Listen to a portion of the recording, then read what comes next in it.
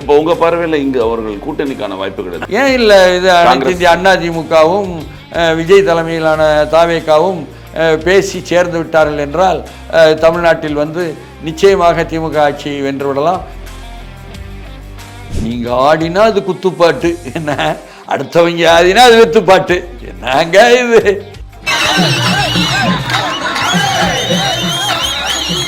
வெறும் திரை கவர்ச்சியை வச்சு ஜெயிப்பது அப்படிங்கிறது சரியா அப்படின்ற மாதிரி ஒரு கேள்விகள், ஜெயிக்கிறது வாய்ப்பு இருக்கா அப்படின்னு கேட்குறாங்க. அவர் அப்படி சொல்லலையே, கொள்கை எதிரிங்கிறாரு, அரசியல் எதிரிங்கிறாரு, அதுக்கப்புறம் ஒவ்வொரு ஊழலையாக அம்பலப்படுத்துறாரு. நீங்கள் வந்து அந்நிய நாட்டுக்கு போய் முதலீடு வாங்க போனீங்களா, முதலீடு போட போனீங்களான்னு கேட்குறாரு. இது ஆழமான கேள்வி இதெல்லாம். அதுக்கப்புறம் வந்து 10 ரூபா பாட்டிலுக்குங்கிறாரு. இன்னைக்கு வந்து ரோட்டிலுக்கு வந்து நிற்குது. அது பாட்டிலுக்கு 10 ரூபா, பாட்டிலுக்கு 10 ரூபா.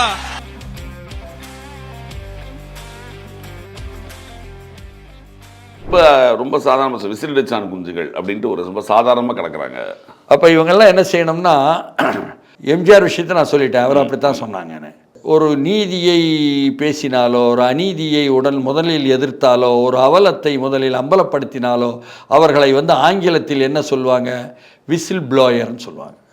அப்போ என்ன பண்ணணும்னா, ஆங்கிலத்திற்கு போய் ஆக்ஸ்ஃபோர்ட் டிக்ஷனரிக்கு போய் விசில் ப்ளோயர் என்று சொல்லாதீர்கள், இனிமேல் சூரியன் ப்ளோயர் என்று சொல்லுங்கள், என்ன இனிமேல் இலை ப்ளோயர் என்று சொல்லுங்கள்னு மாற்றணும். விசில் அவங்களுக்கு போய் சின்னமாக கொடுத்துட்டாங்களே. அப்போ விசில் ப்ளோயர்னு நீங்கள் எதை சொன்னீர்களோ, யாரை சொன்னீர்களோ அது இவர்கள் தான் நல்லா ஆகிப்போச்சு. என்ன இப்படி ஒரு விபத்தும் நடந்துருச்சு. அதனால் விசில் அடித்தாங்க கொஞ்சம்னா அதுதான் விசில் ப்ளோயரு, அதுதானே தேவைப்படுது அப்படின்னு பதில் சொல்வதற்கு என்ன முனையணும். அது வந்து உள்ள புரிதல் சம்மந்தப்பட்டது. குறிப்பாக ஒரு விஷயத்த சொன்னீங்க, ஒரு குக்கிராமங்களில் வந்து கட்சி சென்றடைஞ்சு.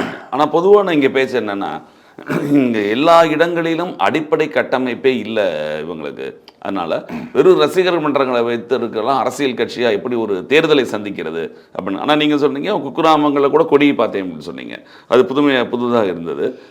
நீங்கள் பார்த்த இடங்கள் அந்த மாதிரி ரொம்ப குக்கிராமங்கள்லாம் இல்லை. அதாவது கொடி இருப்பது என்பது ஒரு பக்கம், கட்டமைப்பு இருப்பது என்பது இன்னொரு பக்கம். இவங்க கட்டமைப்பு இல்லைன்னு சொல்லுவாங்க, கட்டமைப்பு வளரணும்னு சொல்லுவாங்க. அவங்க வளர்த்துக்கிடணும், அது அவங்க கடமை, பொறுப்பாயிருது. இந்த அரவிந்த் கெஜ்ரிவால்னு ஒருத்தர் அண்ணா ஹசாரேக்கு பின்னால் ஊழலை எதிர்க்கிறோம்னு சொல்லி போட்டு இந்திய துணைக்கண்டமெங்கும் ஒரு மாபெரும் இந்தியன்ஸ் எகென்ஸ்ட் கரப்ஷன் என்று பெயர் போட்டு பலகை ஒட்டி, குறிப்பாக சென்னையை பொறுத்தவரை, நமக்கு சென்னை தானே தெரியும், தமிழ்நாடு எங்கும் நடக்கலை, வட இந்திய வியாபார சமூகத்தினர், யார் ரிச் ஸ்ட்ரீட்டில் வந்து ரசீது இல்லாமல் வியாபாரம் செய்கிறாளோ அவர்கள் அந்த ஊழலை எதிர்த்து மெரினாவில் திரண்டதும், எல்பி ரோட்டில் ஒரு கல்யாண மண்டபத்தில் திரண்டதும் ஊடகங்களில் அந்த நேரம் புதிய ஊடகம் புதியதை பிரச்சாரம் பண்ணுவதற்கு பயன்படுத்தி கொண்டன என்பதனால பிரபலமாச்சு. புரியுதுங்களா? அதனால் அப்படி வந்து ஊழல் செய்பவர்களே ஊழலை எதிர்ப்பது. அந்த நேரத்தில் அதன் வழியாக வந்த அரவிந்த் கெஜ்ரிவால் காங்கிரஸும் வேண்டாம் பாஜக வேண்டாம்னு நின்னார் எங்கள் டெல்லியில். அள்ளிக்கிட்டு டெல்லியினுடைய அனைத்து தொகுதிகள்லையும் வெற்றி பெற்றார். எந்த கட்டமைப்பு இருந்தது? எந்த கட்டமைப்பு அவருக்கு இருந்தது? ஆம் ஆத்மி பார்ட்டி அப்படின்னு பேர் சொன்னார், அப் கட்சி அப்படின்னாரு. புரியுதுங்களா? இன்னும் சொல்லப்போனால் வந்து அங்கே கிராமத்தில் நடந்த கட்ட பஞ்சாயத்துகளை கூட நியாயப்படுத்தும் அளவுக்கெல்லாம் அணுகினார். ஆனாலும் பாஜக வேண்டாம் திமுக வேண்டான்னு இது காங்கிரஸ் வேண்டான்னு நினச்சவங்க ஆம் ஆத்மி கட்சி அதற்கு வந்து ஓட்டு போட்டாங்க. ஒரு முறைக்கு 2 முறை வெற்றி பெற்றார் இல்லையா? அதனால் ஒவ்வொன்றும் ஒவ்வொரு கட்டத்திற்கு தேவைப்படுகிறது, ஒவ்வொன்றும் ஒவ்வொரு கட்டத்திற்கு முக்கியமாக தேவைப்படவில்லை. ஆனாலும் முன் செல்வார்கள், ஆனால் முன் செல்ல மாட்டார்கள். 2 நடக்கும். நாம் ஒன்றும் ஒரு கட்சியை சார்ந்து அது வெற்றியை தவிர வேறு எதையும் தேடாதுன்னெலாம் சொல்ல மாட்டோம், சொல்ல போகிறதும் இல்லை, அது உண்மையும் இல்லை. அதனால் அவர்கள் அவர்களுடைய பலவீனம் தெரிந்து அதற்கு தோந்தாற் போல் உள்ள கூட்டணிகளை அமைத்து கொண்டால் அவர்களும் கூட பிரமிக்கத்தக்க அளவுக்கு வரலாம். அதுதானே நடந்தது. இப்போ உங்கள் பார்வையில் இங்கே அவர்கள் கூட்டணிக்கான வாய்ப்புகள் எதுவும் இருக்கா? ஏன் இல்லை? இது அனைத்து இந்திய அண்ணா திமுகவும் விஜய் தலைமையிலான தாவேகாவும் பேசி சேர்ந்து விட்டார்கள் என்றால் தமிழ்நாட்டில் வந்து நிச்சயமாக திமுக ஆட்சி வென்று விடலாம். இப்படிலாம் பேசுகிறாங்க, நாட்டில் பேசுகிறாங்க.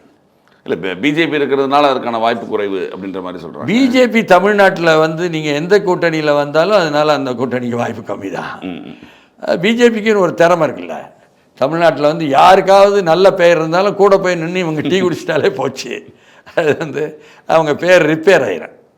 பேர்னு கடைசியில் முடியுது இல்லை சரிதானேன்னு சொல்லுவாங்க. இப்போ நயினார் நாகேந்திரன் பிஜேபியினுடைய மாநில தலைவர், எங்கள் தொகுதி சட்டமன்ற உறுப்பினர் அப்படின்னா நான் திருநெல்வேலிக்காரன்.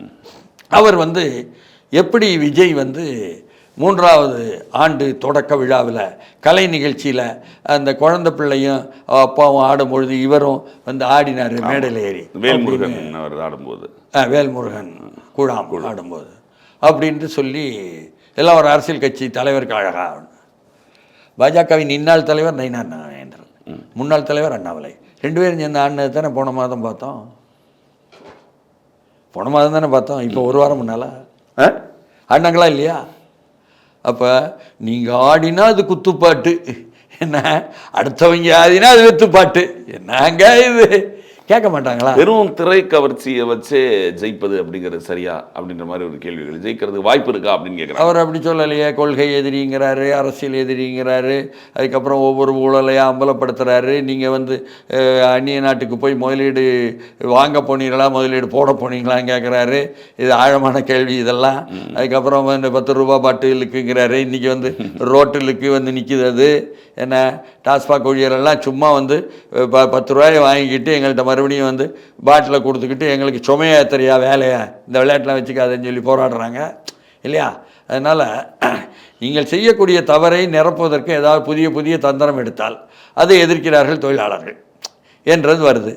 அது வந்து இவர் பாட்டாக்கினதுனால இன்னும் கொஞ்சம் அவங்களுக்கு பாடுபட்டு பட வச்சிருச்சு. இதையும் பார்க்குறோம். அதனால் நிறைய விஷயங்கள். திமுக உதயநிதி என்ன சொல்கிறாருன்னா, அதிமுக பலவீனமாக இருந்தாலுமே திமுகவுக்கும் அதிமுகவுக்கும் தான் போட்டி, வேற யாருமே நடுவில் கிடையாது அப்படின்னு. பலவீனமாக இல்லை அதிமுகன்னு சொல்கிறாருன்னு அர்த்தம். அதுக்கு அர்த்தம் வந்து அதிமுக பலவீனமாக இல்லை, நாங்கள் பலவீனமாக இருக்கிறோம், அதிமுக பலமாக இருக்கிறது, அதனால் எங்கள் 2 பேர் தான் போட்டின்னு சொல்கிறாருன்னு பொருள். வந்து ஒன்றை சொல்லி ஒன்றை புரிய வைத்தல் என்பது தமிழ்லையும் சரி உலகத்திலையும் சரி இலக்கியத்தில் ஒரு சுவையான ஒரு முறை. அதுதான் சொல்கிறாரு. இப்போ காங்கிரஸை பொறுத்த வரைக்கும் உங்களுடைய பார்வையில் கூட்டணிக்கான வாய்ப்பு இருக்கா? தாவேக்காவோட இல்லை தொடர்ந்து திமுகவில் தான் இருக்கக்கூடிய வாய்ப்பு இருக்கா? ஏன்னா அவங்க இந்தியா கூட்டணியில் இருக்கிறதுனால வட மாநிலங்களில் இவங்களுடைய தேவை அவர்களுக்கு தேவையாக இருக்கும், பார்லிமெண்ட்டில் தேவையாக இருக்கிறதுனால வந்து கூட்டணி உடையிறதுக்கான வாய்ப்புகள் குறைவாக இருக்கா? பார்லிமெண்ட் என்பது 2029 வரை தான் இல்லையா? அதில் தேவைப்படும் என்பது இருக்கலாம். ஆனால் வந்து தென்னிந்தியாவை பொறுத்தவரை வந்து காங்கிரஸ் கட்சியினுடைய தலைமையில் வேற ஒரு சிந்தனை இருக்கும். கேரளாவில் ஒரு 4-5 விழுக்காட்டுக்கு மேலே ஓட்டு வந்து விஜய்க்கு இருக்கும்னு நம்புகிறாங்க. புதுச்சேரியை கூட அவங்க நம்புகிறாங்க. கர்நாடகா, தெலுங்கானா, ஆந்திரா 3லும் கூட விஜய்க்கான ரசிகர்கள் என்று இருக்கிறார்கள், ஒரு குறிப்பிட்ட விழுக்காடு என்று எதிர்பார்க்குறாங்க. அப்போ தென்னிந்தியா முழுக்கவே தங்களுக்கு சாதகமாக இருக்கும் என்று விஜயையும், தமிழ்நாட்டில் திமுக சாதகமாக இருக்குது என்று தமிழ்நாட்டையும் நினைக்கலாம்ல காங்கிரஸ். அப்போ யார் என்று வாய்ப்பை தேடுவது என்பதில் முயற்சி எடுக்கலாம்ல காங்கிரஸ். இதெல்லாம் காங்கிரஸுக்குள்ளே இருக்கின்ற சிந்தனை. அது மட்டும் இல்லை, காங்கிரஸுக்கு முக்கிய விஷயம் என்னன்னு சொன்னால் ஒரு decentralisation of power, share in power, இதை ஏன் நீங்கள் வந்து ஒத்துக்க மாட்டேங்கிறீங்க? சந்திரபாபு நாயுடு கூட தனியாக நின்று ஜெயித்தோம், அங்கே வந்து பவன் கல்யாணுக்கும் பாஜகவுக்கும் ஆட்சியில் பங்கு கொடுத்துருக்கிறாரு. இது ஜனநாயக தலைவன் சொல்லி கொடுத்துட்டு இருக்கிற ஒரு திமுக தலைமை வந்து ஏன் இதை புரிந்து கொள்ளலை? அப்போ என்ன ஜனநாயக தலைமை இது அப்படின்னு கேட்குற கேள்விகளும். உள்ளாட்சி தேர்தலையும் கூட எங்களுக்கு எவ்வளவு தூரம் ஒன்றியங்கள், நகராட்சிகள், மாநகராட்சிகள் தருவீர்கள், இது எல்லாமே நீங்கள் எழுதி கையெழுத்து போடணும் என்ற விஷயம் அளவுக்கும் அழுத்தமாக பேசி கொண்டிருப்பது என்பது இருக்குது. இருந்தாலும் கூட இல்லை, நாங்கள் எல்லாமே தாரோம், நம்புங்க, எங்களை நீங்கள் நம்பலாம் என்பதாக திமுக பக்கத்திலிருந்து போய் பேசிய பிறகு சரி என்பதாக என்ன ஏற்றுக்கொண்டிருக்கக்கூடிய ஒரு செய்தியும் கூட வருது. அதையொட்டி கேசி வேணுகோபால் வருவார், இந்த வரும் வாரத்தில் கையெழுத்து போடுவார் என்னும் பொழுது அது முடிவுறலாம். அது முக்கியம் இல்லை. தலைமையில் வந்து உள்ளவர்கள் கையெழுத்து போட்டுக்கொள்வது முக்கியம் அல்ல. திமுகவுக்கு வந்து ஒரு வரலாறு இருக்குது. உடன் வரும் கட்சிகள் இருக்குல்ல, கூட்டணி கட்சிகள், அதிலேயே வந்து யாரை வெற்றி பெற வைக்க வேண்டும், யாரை வெற்றி பெற வைக்கக்கூடாதுன்னெலாம் வந்து தேர்வு செய்வாங்க. அவங்களுக்கு திறமை உண்டு. அதனால் உடன் வருபவர்களையே கூட அப்படியே நட்டாற்றில் விடுவது என்ற பழக்கம் உண்டு. திமுக உடன் சேரக்கூடிய கட்சிகளை சொல்லுவாங்க, எங்கள் வாக்குகள் அவர்களுக்கு மாறும், அவர்கள் வாக்குகள் எங்களுக்கு மாறாது, டிரான்ஸ்ஃபர் ஆகாதுங்க அப்படிம்பாங்க. அதிமுக விடுதலை சிறுத்தைகள்னால திமுகவுக்கு பலம் அப்படின்னு எடுத்துக்கலாமா? நிச்சயமா அதுதானே நடந்துக்கிட்டு இருப்பது இதுவரை, புரியுதுங்களா? அதனால் இது வந்து வழக்கமாக சொல்கிற ஒன்று. இப்போது இந்த காங்கிரஸுக்கும் திமுகவுக்கும் உள்ள இந்த முரண்பாட்டில் ஒன்று சேர்ப்பு என்று நடந்தாலும் வெளியே இருக்கிற கட்சி சார்பற்ற வாக்குகள் இருக்குல்ல, அவங்க மத்தியில் இந்த இமேஜ் இருக்கும். திமுக காங்கிரஸ் சொன்னார், நிச்சயமாக அது பலன் திமுகவுக்கு. ஆனால் அதே சமயம் உள்ளுக்கு இவர்கள் அவர்களை சந்தேகப்படுவதும் அவர்கள் இவர்களை சந்தேகப்படுவதுமாக ஒரு சந்தேக கூட்டணி என்பதாக தொண்டர்கள் வந்து ஒன்றா சேர மாட்டதுக்கான வாய்ப்புகள் குறைவுங்கிறீங்க? குறைவெல்லாம் இல்லை. அவங்க எங்களுக்கு ஓட்டு போட மாட்டாங்க, எங்களுக்கு தெரியும்ன்றாங்க. எங்கள் ஆளுங்க போட்டுருவாங்கன்னு திமுக சொல்கிறாங்க. இல்லை திமுக போட மாட்டாங்க, கவுத்திடுவாங்கன்னு அவங்க சொல்கிறாங்க. சிலரை மட்டும்தான் கவைப்பாங்க என்று இடையில சிலர் சொல்கிறாங்க. இப்போ பாஜகவுக்கும் அதிமுகவுமே பார்ப்போமே, பாஜக ஒரு மாவட்ட தலைவர் சொல்கிறாரு, எங்களுக்கு அதிமுக ஓட்டு போட மாட்டாங்க, அவங்களும் தெளிவாக இருக்காங்க. அப்போது அதுவும் மேலேருந்து உள்ள கூட்டணி. நீங்கள் மேலேருந்து உள்ள கூட்டணிகளை முடிவு செய்வதும் யாருங்கிறது தான் எனக்கு ஆச்சரியம். ஒரு பொறுப்பில் இருக்காங்க, பாஜகவினுடைய அகில இந்திய தலைவர் நட்டா இருந்தார், இந்த இடத்துல இப்போ வந்து யார் விபின் நிபின் அவர்த்தர் இருக்கார், அப்போ அவர் பேச்சுவார்த்தை நடத்தினார் அப்படின்னா நமக்கு புரியுது. பொறுப்பில் உள்ளவர்கள் பேச்சு. அமித்ஷா இன்னைக்கு என்ன பொறுப்பில் இருக்கார்? பாஜக இதுதான் பொறுப்பில்லாதவர். அப்போது ஒரு பொறுப்பில்லாதவர் வந்து பேச்சுவார்த்தை நடத்துகிறார் அதிமுகவோட, சரிதானா? அதே மாதிரி காங்கிரஸில் மல்லிகார்ஜுன கார்கே பொறுப்பில் இருக்கிறார், அவர் வந்து பேச்சுவார்த்தை நடத்தினார், நமக்கு புரியுது. பொதுச் செயலாளர் கேசி வேணுவாளர் கையெழுத்து போட போகிறார், புரியுது. ராகுல் காந்தி நேற்றைய தேசிய தலைவர், இன்று அவர் என்ன பொறுப்பில் இருக்கார்? இல்லை. அப்போ சிடபிள்சியில் இருக்கலாம். ஆனால் அப்போது பொறுப்பில் இல்லாதவங்கள்லாம் இந்த இந்தியாவில் வந்து என்ன பொறுப்பாக முடிவு எடுப்பாங்க போல் இருக்கு என்ற அளவுக்கு இந்தியாவில் இருக்கின்ற கூட்டணிகள் இருக்கின்றன. காங்கிரஸ் கூட்டணியோ, பாஜக கூட்டணியோ, திமுக கூட்டணியோ, அதிமுக கூட்டணியோ. அதனால் இதெல்லாம் கொஞ்சம் யோசித்து பார்க்குறவங்களுக்கு, ஐயா சாமி நீ எனக்கு வேணாம் அப்படின்னு தேர்தல் பாதையை விட்டு தள்ளி நின்றுக்குவாங்க. யாருக்கோ நம்ம தொகுதியில் என்ன எந்த வேட்பாளர் வந்தால் ஓட்டு போடலாம்.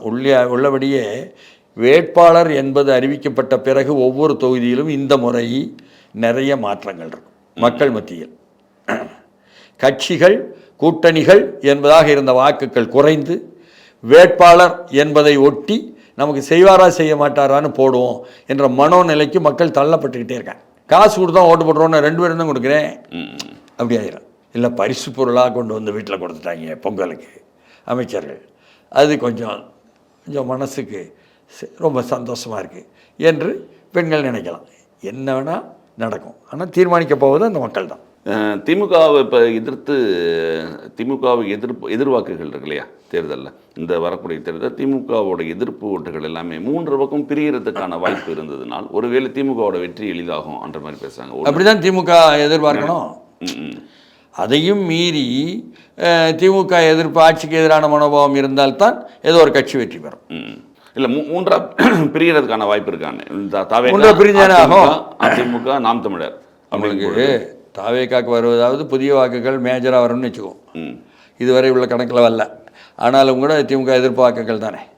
நாம் தமிழருக்கு வருவதும் திமுக எதிர்ப்பு வாக்குகள் தானே, அதிமுக வருவதும் திமுக எதிர்ப்பு வாக்குகள் தானே. அதனால் வந்து நம்ம பாஜக பாவம் அவங்களுக்கு நம்ம வாக்குகளை பற்றி யோசிக்கக்கூடாது. ஏன்னா இவங்கெல்லாம் வாக்குள்ள கட்சிகளை பற்றி பேசிகிட்டு இருக்கேன். அதனால் அதுக்கு மத்தியில் வந்து பிரிதல் என்பதனால் நாங்கள் வெற்றி அடைவது சாத்தியம், குறைந்தபட்ச எண்ணிக்கையிலாவது அதிகமான தொகுதிகளில் என்று திமுக நினைப்பது என்ற கணக்கு சரிதானே.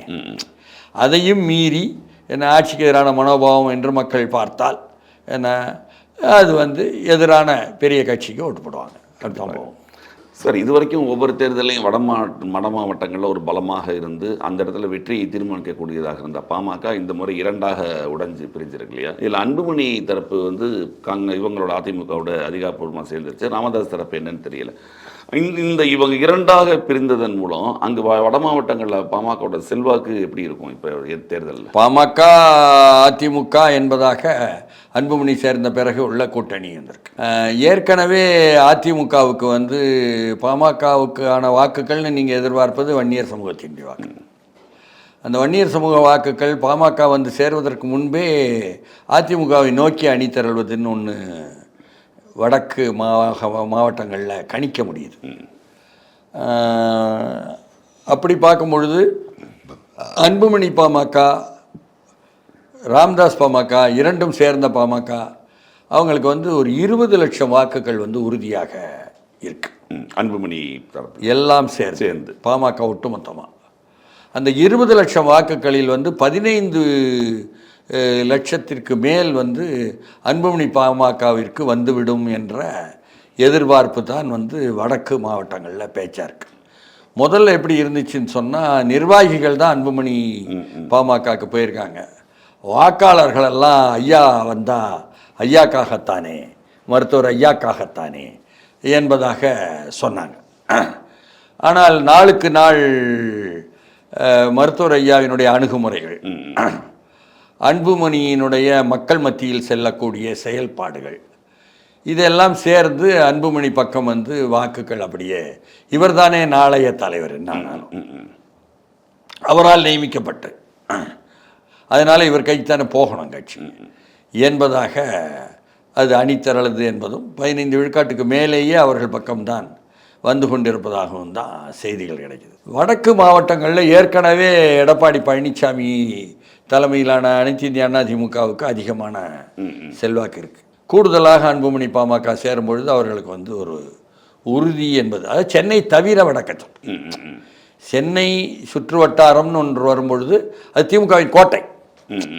திமுகவின் கோட்டையில் ஓட்டை விழுவதற்கு காரணம் வந்து விஜய் தலைமையிலான தாவேகா. அதுதான் வந்து உண்மையாக இருக்கு. அதனால் வடக்கு மாவட்டங்கள் இதுதான் இருக்கிற நிலம். ஆனால் ராமதாஸ் பாமகவும் எந்த பக்கம் போவது என்பதில் திமுக பக்கம் போவது என்பதும் கூட உறுதி இல்லை. அதிமுக பக்கம் வரலாம். இல்லை, விடுதலை சிறுத்தைகள் இருப்பதனால் அங்கே போகிறதுக்கு அது ஒரு காரணம். அது திமுக பக்கம் உள்ள ஒரு காரணம். இவர்கள் கேட்கக்கூடிய கோரிக்கை அவர்கள் ஏற்கவில்லை என்பது இன்னொரு காரணமாக இருக்கும். தேமுதிகவும் எந்த பக்கம் போகுதுன்னு தெரியல இல்லையா? தேமுதிக அவர்கள் திமுக பக்கம் போவதற்கு அதிக வாய்ப்புகள்னு சொல்லப்படுது. 2026 தேர்தலுடைய கூட்டணிகள் எப்படி இருக்கும் மற்றும் வெற்றி வாய்ப்புகள் எப்படி இருக்கும் மற்றும் தாவேகாவோட வளர்ச்சி இவற்றை பற்றி பேசியதுக்கு மிக்க நன்றி. நிகழ்ச்சியில் வந்து கலந்து கொண்டு தங்கள் மேலான கருத்துக்களை தெரிவித்தார்.